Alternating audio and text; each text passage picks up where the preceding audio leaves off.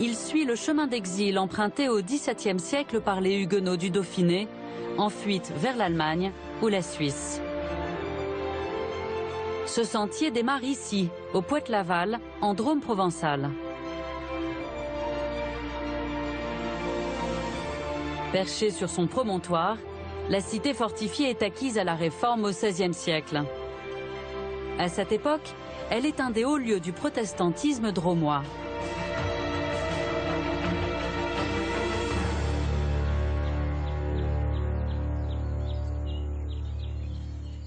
Johannes Melsen s'occupe de la partie française du sentier.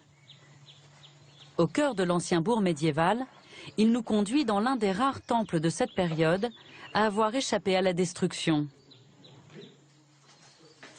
Après la révocation de l'édit de Nantes, la plupart des édifices protestants sont démontés par les soldats de Louis XIV. Celui-ci est épargné car c'était aussi la maison commune du village.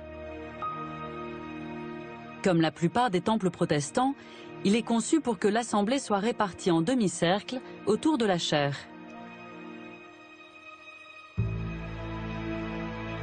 Partout règne une très grande simplicité. C'était la base même de cette nouvelle approche du protestantisme, de rester sur une sobriété et de quitter toute cette richesse et toutes ces fioritures qui appartenaient au pape, qui appartenaient à Avignon. Donc du coup, la chose la plus sobre était la seule qui pouvait se faire, qui pourrait être envisagée. Dans le temple, des objets rappellent la période dite du désert, en référence à la traversée du désert des Hébreux. À cette époque, les offices doivent se tenir clandestinement, à l'écart des villes. Ça se pratique la nuit. Un nombre de choses sont importantes. On sait que les petites Bibles, qu'on appelle les Bibles de chignon, parce que les dames les cachaient dans leur chignon, et ça permettait de l'avoir avec soi sans courir trop de risques d'être pris par les autorités. Après, les coupes, là aussi, on la décortique en 3 morceaux et 3 personnes différentes amènent la coupe sur le lieu du culte au désert. Comme c'est la nuit, des petites lampes permettent de voir sans être vu. Le bourg fortifié du Poitou-Laval s'est développé autour de sa commanderie, construite par les moines hospitaliers de l'ordre de Saint-Jean de Jérusalem. Aujourd'hui, il compte une vingtaine de résidents qui fait vivre la mémoire du lieu. Vous avez un donjon qui date du fin 12e, début 13e, ainsi que la chapelle qui est devant vous, qui date de cette époque. Et au XVIe siècle, on a construit un corps de logis. On a la chapelle qui est dédiée à Saint-Jean. Donc en fait, cette chapelle, je dirais que le toit s'est affaissé dans les années 30.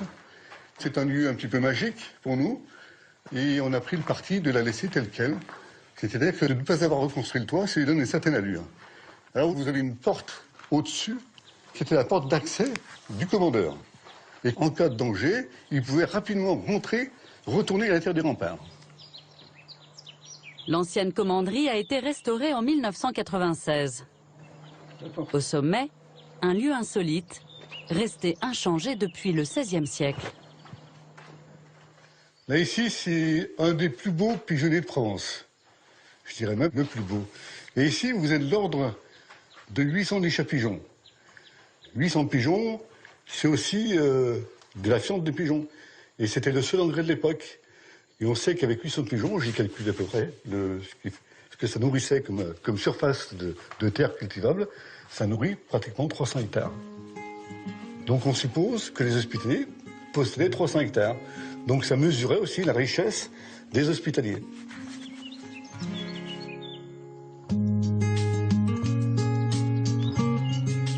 Après plusieurs siècles d'un lent déclin, le vieux bourg tombe en ruine. Il a été peu à peu rebâti dans les années 60 à l'initiative d'habitants passionnés.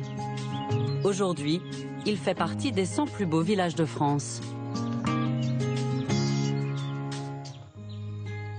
qui m'a plu dans ce village, c'est dans un minéral très très présent, dans un minéral très très restauré, qu'il y a toujours des petits coins de désordre et que le végétal est très là.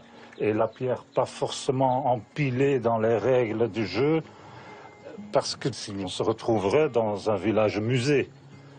Ici, dans ce village, il y a un musée et puis il y a le village. Et ce village, il vit.